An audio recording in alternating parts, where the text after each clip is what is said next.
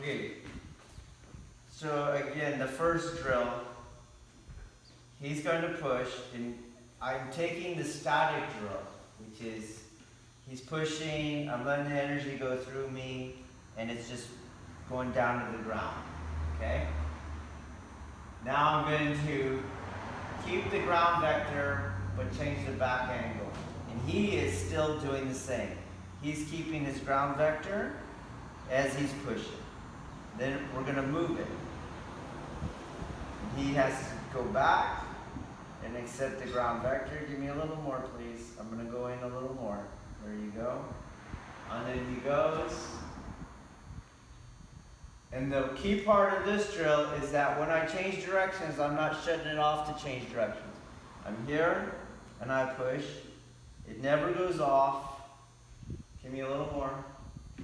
And then he goes without it going off. I still feel the ground through him, and he still feels the ground through me. So if he's pushing, he's just going into the ground. He's not going to. I'm going to shut it off so you can see the difference. Okay? Or I'm going to have tension unnecessarily in my body, and he pushes, and my legs will come up. I'm just here, and we're just hanging out here all day. And then I'll change direction. Boom. It stayed on him, and it stays on me. Stays on me. That's drill 1. Drill 2. I have that same connection, his ground, his center into his hands, my ground into my center, into my hands. Okay? We're going to go drill 1 to here, then in, and then percussively, boom. As I do drill 2, it's important that he does not shut his off. I want a good resistance that I can train myself with. So it's on and boom. And as I go, you can up the tension. Okay? So he's upping the tension, boom. And I'll try to make my move, boom, smaller and smaller. And make sure my hands are not going in and out, boom, boom. And more relaxed. So in, back. Smaller and smaller, boom. In, boom. Okay? Okay, so drill 1 is just not to shut it off. But there's an absorption that happens. Okay? So as I'm doing it externally though. So as he brings me back, that has his energy coming in, and that's what I use to displace. Okay? Absorb, boom.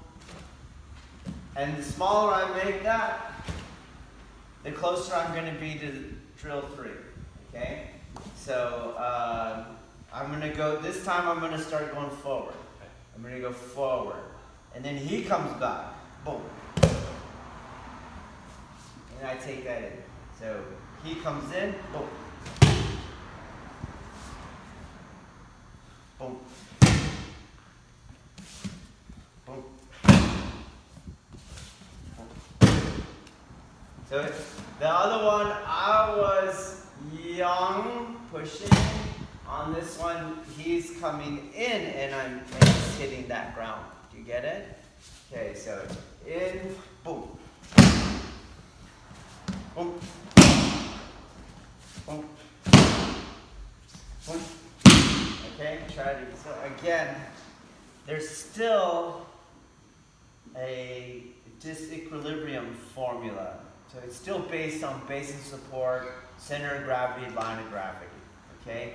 I can't go over the top of his center of gravity, because then his line of gravity is not getting displaced. And I can't go in front of his center of gravity because the line of gravity is not being displaced outside of the base of support. So when he pushes, I still have to move that center of gravity enough outside the base of support so the line of gravity falls outside the base of support. So even if, so he goes to push and I go over, I did get some projection, but it was going over, it doesn't move the center of gravity enough. Let's say I'm on the line, but I do a little one, it's not going to do it, okay? I have to be able to, boom, get enough projection on the center so that the line of gravity moves over, okay? So the beginner usually is trying to reduce the resistance. So the person comes in and like, whoa, that's heavy. And then they try to reduce the resistance. That's not what you want. So you want that heaviness. Boom. That's the thing you want to push on. Boom. Oh. Boom. Oh. Okay? That thing you want to push on. Okay, try. So you're going to start and you're going to think, oh, I have his elbows locked out, and then I'm pushing his elbows out. Okay, so we have to understand that's not what's happening. You can do that same move, but the engine is different. So we're now going to do the same last two drills, but from the uke side. So I'm not gripping him. I'm here. Okay? So he's going to push me back, boom, and then I'm going to push him. Say, you push me back, and then actively, push him. Back, in, boom. So I don't grip. This is the Aiki application of the same Kokyu expression. Boom. Okay, try it. I start forward, he starts back, and then he comes forward, and he hits that. Well, come on, move forward right away. Forward, go. Forward, bump. And again, the smaller, make it. You can change direction. Very relaxed. He's hitting me. Okay, try it. To Ikkyo again, it's the same thing. So I'm not struggling here. He's just going into the ground. He's pushing. I'm not leaning on him. He's just stabilizing me. Everything's relaxed. Okay. Well, I'm going to first change the angle slightly so that he starts to tilt. Do you get it? So it's going to go here, boom, and then here is where he hits the yin space at this new vector. So just like in the other drill, when he came forward, boom, he hits that space. He's going to hit that space over here. Boom is where he hits it. Do you get that? It's not me going like this. That's not what's happening. Okay? So I was here like this. I'm going to clear the line. I'm going to bring this over here. Boom, and he hits that spot. Okay? So the harder, just like the same thing, the harder he's pushing, the more stable I become. So the same thing, the harder he's pushing, boom, the more he goes into the kazushi. You see that? Then my arm moves to stay with him. So boom, up,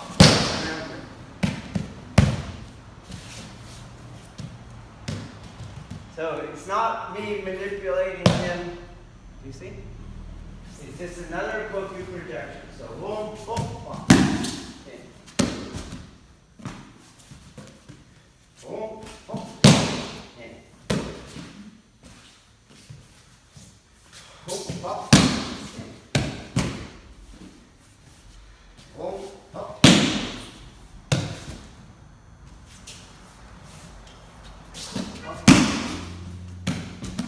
Okay, let's try this out first. Okay, so you have an external understanding of Ju. So he's pushing, and then I'm going to externally yield. You understand? But there's an internal understanding of it too. So that's what we're doing here. So when he pushes into me, I'm letting that energy go to the ground. He pushes into me, and it goes through me to the ground. You see? Do you understand that concept? Okay. So, when he's coming through me, I start with an external, just to create a geometry where the line of gravity and the base of support is going to lead to a geometry of falling. But I'm not going and doing that. You pay attention, so he's going to have his aggressive action. He has his displacement power. That's the energy that I use. Boom. And he's off. My arm is going up as he was going out. Not my arm is making him go when his weight's on me. Do you understand that difference? So he's going to hit, boom, that spot.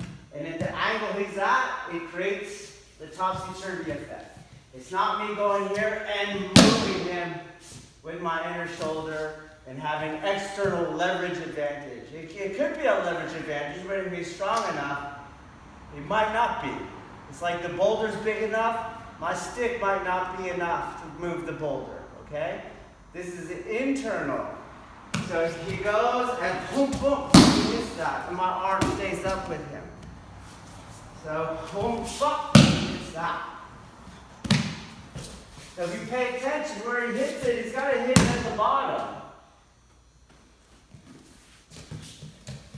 Boom, boom. Not here. Man, that is heavy. Okay? So off the line, boom, reverse, in. Boom, boom. Yes, my arm comes around, but there's no weight on it. There's no weight on it now. He's falling the other way because he got projected. Boom. Okay? Try it again. Going back to the other two drills. Okay? I would say that the first one is about just not having on and off. This would be a mindfulness problem, coordination problem, okay? And then I just wanted to make sure you have the correct vector. So in here, and then I wanted it percussive. Boom. But the next one is more closer to what we do in Aikido. That is that his energy's coming in, boom, and he hits that part. And then again, I wanted it, boom, percussive. The other two drills were just to try to help, so home, that it's not grip dependent, it's not joint dependent, okay? So now we're in the technique, and I need those lessons. It's not grip dependent, it's not joint dependent, and it's relative to how much energy I let in. I have to let it in, okay? And so the beginner mistake is to always keep it out. You keep it out like that, okay? And then you don't have any rebounding because you didn't let the energy in, and in fact you're contesting the energy that's coming out, okay? So when I go here, I want him to go in, boom, and hit that vector. Do you understand? And how far he goes out is dependent upon how much I let in. How much yang there is dependent on how much yin there is. So when you try to get him to go further out, don't make the mistake and do more yang. You have to do more yin, okay? So we're going, and I'm bringing his weight onto me. Boom, boom, and he'll bounce off. So I'm exaggerating it with my arm, as you can tell, right? So I want him to come into me. Boom.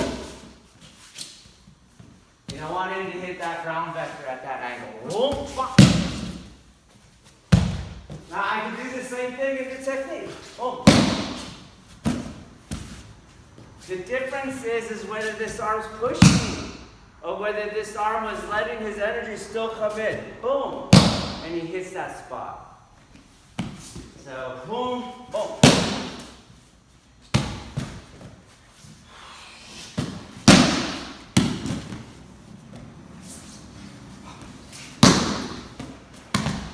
Okay, let's go. Try it again. Okay, so the question was on the first two drills, how do you not, so he goes forward, how do you not let that happen? It's happening because at the beginning, to create the organization, you tense everything up, okay? And to continue to advance, you don't want that. It's fine in the beginning to have a solid organization, but as you get going, that's too much to ask of martially. It's not really what you want to do anyways, because it reduces the yin absorption. Do you understand that? So you can't project because you're too flexed, you're over-organized, for example, and there's not enough yin absorption, so the yang release is not as great as it could be. So all you really need is whatever contact point you have through that center of your body, maybe not even that, but then a relationship of a greater mass, okay? So, for example, as I'm here, you could be in very awkward positions, and I can still find the movement. So, you can still do it. So if I am here, okay, it seems very weird, but my right big toe and part of the right ball of the foot is able to ground vector. So he's going to push, and you feel that? We're not going anywhere. So with that, I can absorb to it and then get the rebound. Do you understand? So as you get more advanced, you have to start reducing more and more minimum things, okay? So, meaning I'm not going to overflex. I'm not going to capture the Kokyu aspects in an overflexion of every part of my body. Do you understand? Okay. So, for example, when we're doing the technique, you come here, you come like this, right? And you look that you have to have that elbow up becomes like almost like a fetish. But you can still do the technique. You see, if he hits the ground here, it'll do the same thing. It'll bounce him out. Can you see that? So in other words, I'm going to demonstrate it externally. So his body comes in, he hits that, and it's pushed out, okay? Well, you can do the same thing. He's going to come down, he hits that, and he goes out. Do you understand? Okay, so I don't have to do it in this shape. You can do the same thing. Boom! Did the same thing. Do you see how I did that? Do you see that? Okay, so the same thing, he comes in, boom, and I don't have to be in that perfect posture. Okay, it's not necessary. I don't have to be thinking something. I don't have to be controlling my breath. I don't have to do any of them. Those are beginner tools, but in order to get out of beginner land, you have to start taking away the pieces. Because the more pieces, like a Jenga tower, I don't need that to hold the tower. I don't need that to hold the tower. The more I can do that, the more yin absorption I can have, then the more yang projection I can have. Okay?